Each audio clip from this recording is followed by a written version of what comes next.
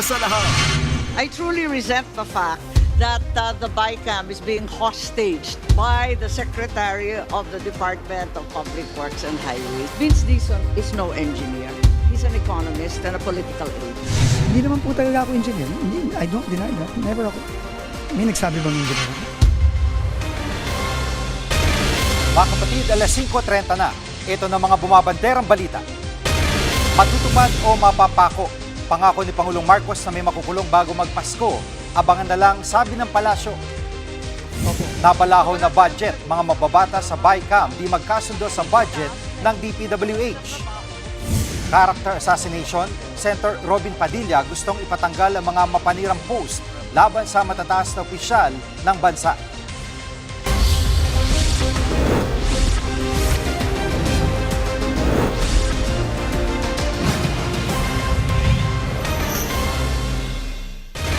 Nangako noon si Pangulong Bongbong Marcos na may makukulong kaugnay sa flood control scam bago magpasko. Pero hanggang ngayon, wala pa ring malalaking personalidad na naaresto. Live mula sa Malacanang, nangunguna sa balita si News 5 Palace correspondent Maricel Alili. Maricel, 10 araw na lang ay Pasko na, may big fish ba na makukulong? Nako, yan ang isa sa mga binabantayan natin ngayon, Jiggy. Dahil kung matatandaan natin, doon sa mga nakalipas na press briefing ni Pangulong Bongbong Marcos, meron siyang nabanggit na nasa 37 individual na nandun na sa listahan nila na dapat ay sasampahan ng kaso at hopefully ay makulong bago nga magpasko. Pero sa ngayon, base doon sa mga pinakahuling video messages na ibinigay sa atin ni Pangulong Bongbong Marcos, ang development na nakikita natin ay una, sumuko nga sa NBI, itong si Sara Diskaya, isa sa mga primerong kontraktor na nakakuha ng mga pinakamalalaking kontrata sa DPWH Flood Control Project. At pangalawa ay yung anunsyo ni Pangulong Bongbong Marcos na pinakakansela na yung pasaporte ni dating Ako Bicol Party List Representative Zaldico. Kaya kanina tinanong natin kay Undersecretary Claire Castro kung ano na bang update tungkol dito sa ginagawang anomalya at investigasyon sa anomalya sa Flood Control Project maliban dito sa ibinigay na mga updates ni Pangulong Bongbong Marcos sa kanya mga video message. Ito ang sinabi ni Undersecretary Claire Castro. Abangan na lang po natin dahil ito naman din po ay sa ating pagkakaalam ay talagang tinatrabaho rin po at pinagtutuunan ng pansin ng DOJ pati na po ng Ombudsman. Maricel, may mga mungkahi na humingi na ng tulong ang ating gobyerno sa UN Convention Against Corruption para madakip si Zaldico. Anong sabi dito ng palasyo? Alam mo, ang sabi dyan ni Undersecretary Claire Castro, Jiggy, base daw doon sa pakikipag-usap niya sa Department of Foreign Affairs, sinabi naman ng DFA na bukas tayo doon sa pag-explore ng possibility na makipag-ugnayan sa Convention Against Corruption ng United Nations.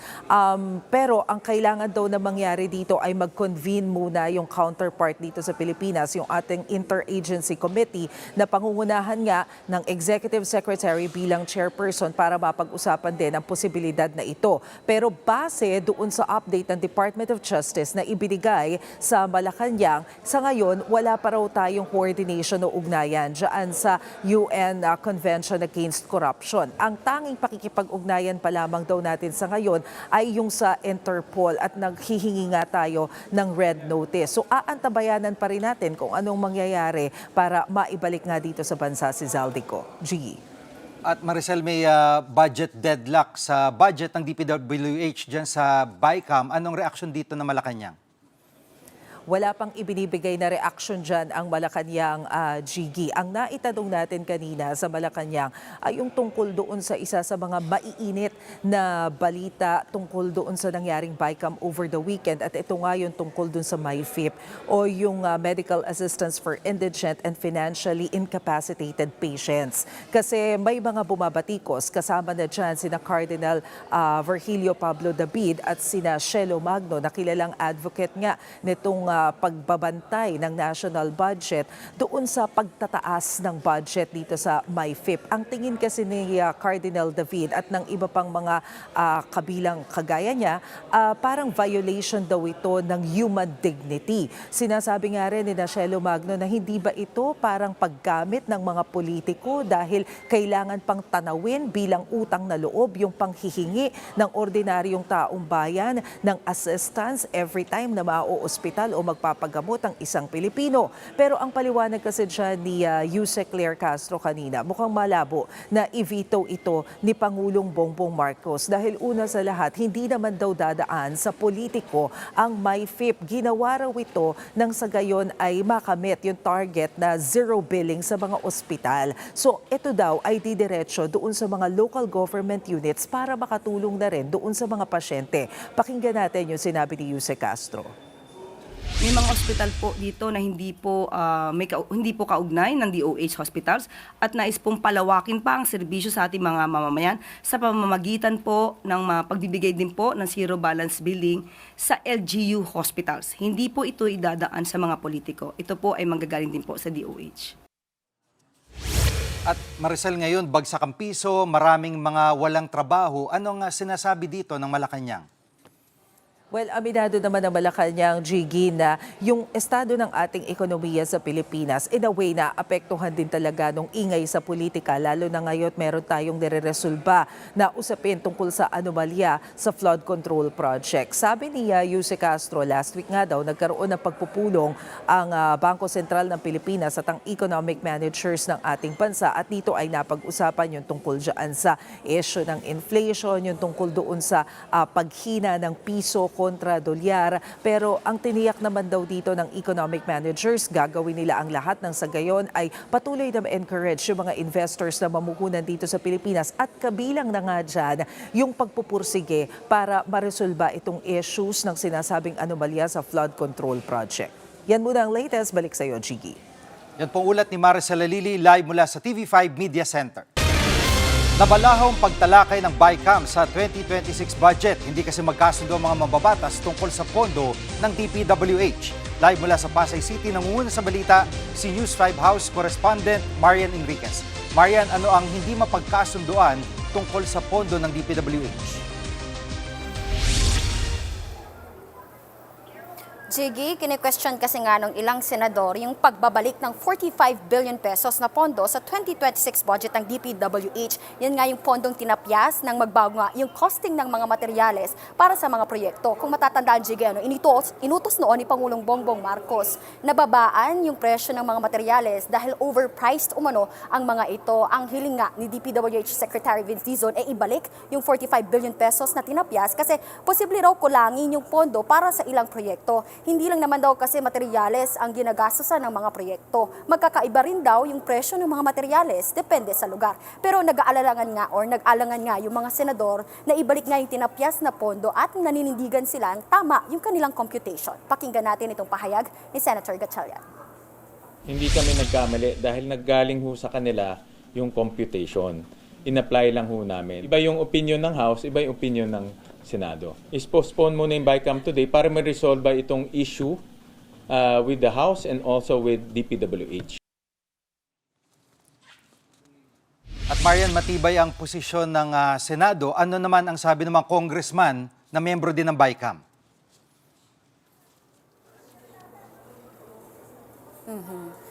Actually, Jiggy, bago nga muna ma-postpone yung pagdinig, nagkasagutan pa kahapon sa BICAM itong Senator Amy Marcos siya kasi Secretary Dizon. Gate kasi ni Senator Amy, hostage daw ni Dizon yung 2026 budget. At yun nga, pakinggan natin ito. Vince Dizon is no engineer. He's an economist and a political aide. Na lokohan na lamang to. I truly resent the fact that the BICAM is being hostaged by the Secretary of the Department of Public Works and Highways. Hindi po pwedeng huminto ang trabaho sa DPWH. We are doing the best we can given the current situation. Hindi kita pinahihinto sa trabaho mo. Ikaw ang humihinto sa trabaho namin dito sa BICAM at papalit-palit ka ng sinasabi. Hindi po ako papalit-palit ng sinasabi. At Marian, itong budget na ito ay may papasakaya sa tamang oras. nanindigan nga man yung Kamara, no? At nandito nga ngayon yung House contingent ng BICAM dito nga sa PICC. Sa panig nila, gusto talaga nilang ipagpatuloy yung BICAM hearing ngayon. Pero ayon nga kay House Committee on Appropriations Chairperson Mika Swansing, hindi nila ito pwede nga ipagpatuloy, kung wala po yung counterpart nila sa Senado. Kinampihan nga kahapon ng mga kongresista kasi yung DPWH dun sa hiling nilang ibalik nga yung pondo. Malaki raw kasing epekto sa ekonomiya kung may mga proyekto nga hindi may patutupad dahil doon sa tinapyas na pondo. At ayon nga Jiggy, kay Chair Mika Swansing, nanindigan po sila na magkakaroon o hindi po tayo mauuwi sa reenacted budget at nanindigan po sila na maghihintay sila at least an hour mula po ngayon hanggang alas 6 ng hapon para po sa Senate contingent para nga po maipagpatuloy sana nila yung pag-uusap tungkol nga po dito sa DPWH budget dahil very crucial po yung oras na maipasa po nila dahil nakatakda po sana na sa 22 po ay ma-ratify na po both sa House and sa Senado ito pong General Appropriations Bill. Yun muna ang latest. Dito sa PICC, balik sa iyo, Jiggy. Yan ang ulat ni Marian Enriquez live mula sa Pasay City. Iginiit naman ng mga senador na hindi sila nagkamali sa pagtatapyas ng 45 billion pesos na pondo ng DPWH. Live mula sa Senado, nangunguna sa balita si News 5 Senate Correspondent Mean Los Baños. Mean, paano raw ayusin ng mga senador itong budget deadlock?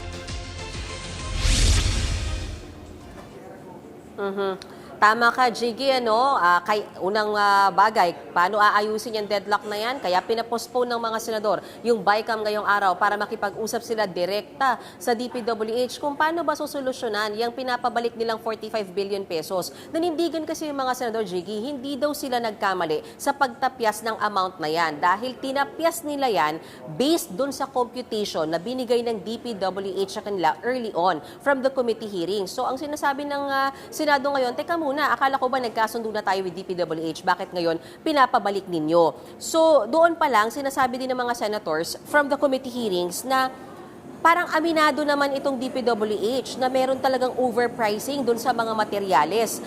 Yun yung mismong tinapyas, Jiggy, ng Senado. So, bakit ngayon pinapabalik yan? Yan yung paulit-ulit na tanong ng mga senador at ginigiit nga nila na kayo ang nagkamali, yung DPWH, at hindi yung Senado sa pagkakataong ito. Narito ang bahagi ng pahayag ni Senate President Pro Tempore Ping Lacson at Senate Finance Committee Chairman Win Gatchalian. Hindi kami nagkamali dahil naggaling ho sa kanila yung computation.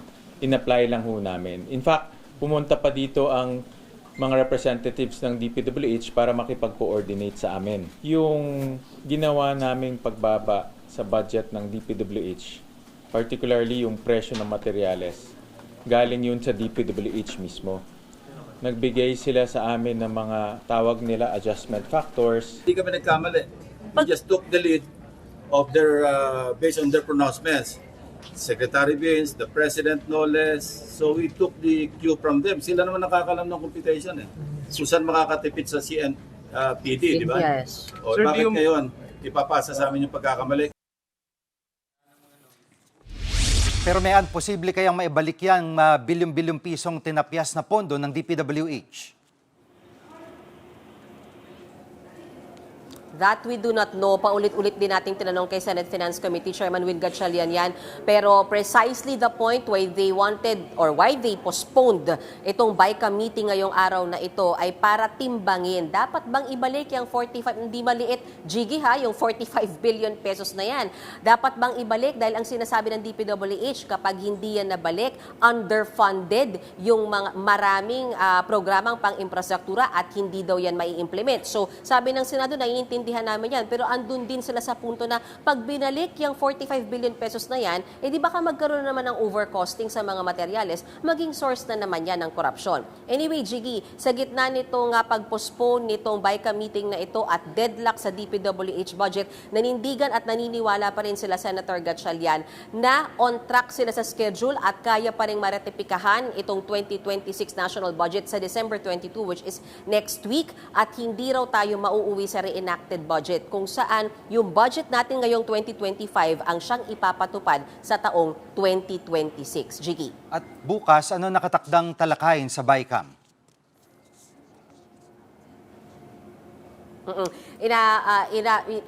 Hopefully ay mag-resume yung BICAM tomorrow, kabilang sa kailangan talakayin yung tungkol naman sa issue ng MAIFIP.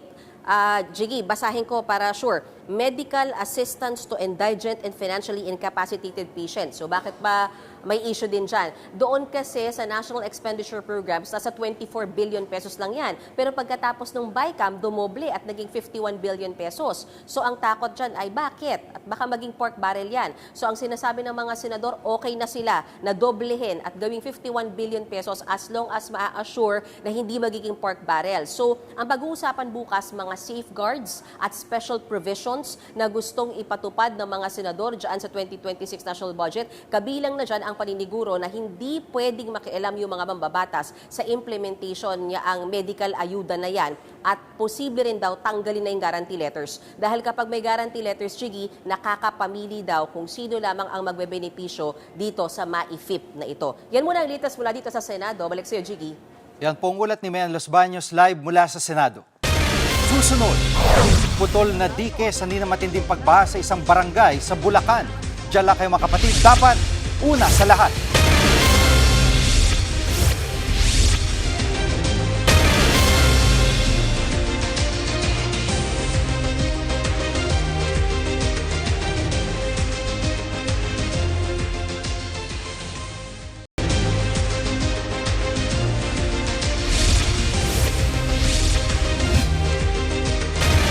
Inspeksyon ng DPWH ang isang barangay sa Kalumpit, Bulacan na matindi ang problema sa pagbaha.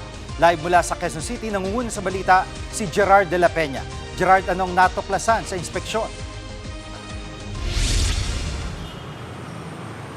Jiggy, pinakita sa amin ng Bulacan 1st District Engineering Office ng DPWH itong 770-meter na gap dito sa Barangay Bulusan sa Kalumpit sa Bulacan. Meron namang dike doon pero kulang ito, meron 770-meter na gap.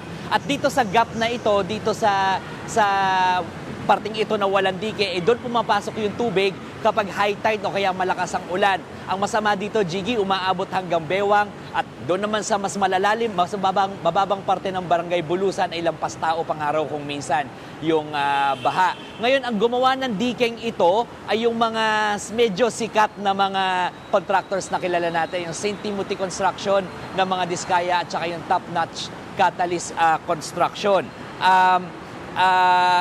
Ilang bahay din doon sa may pangpang yung kailangang gibain para nga sa pagpapatayo nitong dike na ito, Jiggy. At Gerard, sa ibang usapin ay pinakilala na ni Secretary Dizon yung mga bago opisyal ng DPWH dyan sa 1st District, Bulacan. Anong instruction sa kanila ni Secretary Dizon?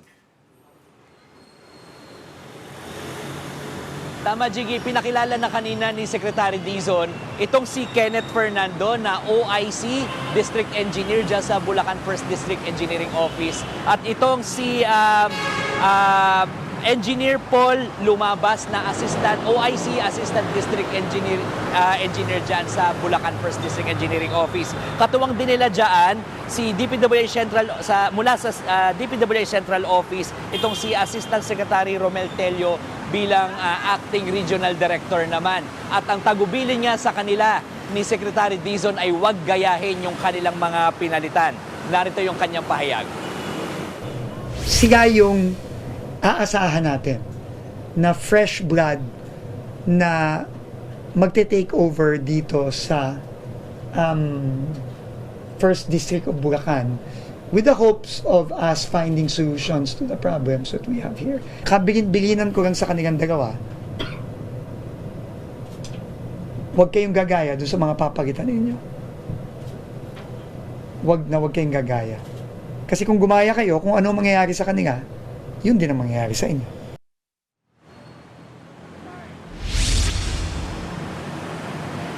Jiggy, mabanggit ko lang din, ngayong araw na ito yung huling araw ng mga hearing dyan sa Independent Commission for Infrastructure. Invited dyan si dating DPWH Undersecretary Maria Catalina Cabral pero hindi ito nagpakita kahit pa may sabina na para sa kanya. Nagpunta rin doon itong si AGAP Party List Representative Nicanor Briones pero nag-request ito ng ng executive session pero pinagbigyan ito ng ICI para nga naman daw maiwasan yung trial by publicity. Humarap din doon si Acting Budget Secretary Rolando Toledo. Narito ang pahayag ni Acting Secretary Toledo. It's unfortunate on my part that we don't know actually those insertion coming from the the legislator.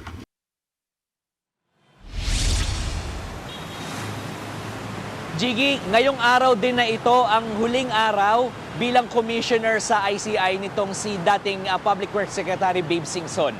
Yan muna ang latest. Balik mo na sa'yo, Jiggy. Yan ang ulat ni Gerard de la Peña live mula sa Quezon City. Susunod, Senator Robin Padilla gustong ipatanggal ang mga mapanirang post laban sa mga opisyal ng gobyerno. Huwag kay bibitiw, dapat una sa lahat.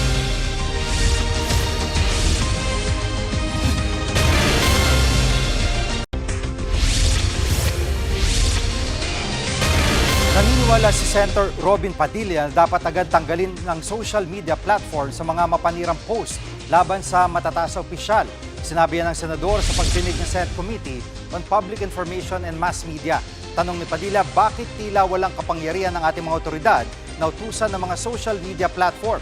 Paliwanag naman ng PNP, ang mga post lang na may kinalaman sa terorismo, pambansang seguridad at pang-abuso sa mga babae at bata ang agad na ipatatanggal. Kapag hindi saklaw niyan, kailangan munang magsampa na reklamo sa PNP. Ayon naman sa DOJ, walang mekanismo ang gobyerno para diktahan ng community standards ng social media platforms. Hindi masasaktan ang malayang pamamahayag. Ang tatamaan ay ang mga may masamang hangarin, mga masamang budhi, mga demonyo. Ang demokrasya po ay nakatayo sa katotohanan at tiwala. Kami ang inyong mga kapatid sa Balitan at Public Service, dapat una sa lahat. Abangan niyo po ulit kami bukas dito sa TV5, 1PH, RPTV, True TV at 105.9 True FM.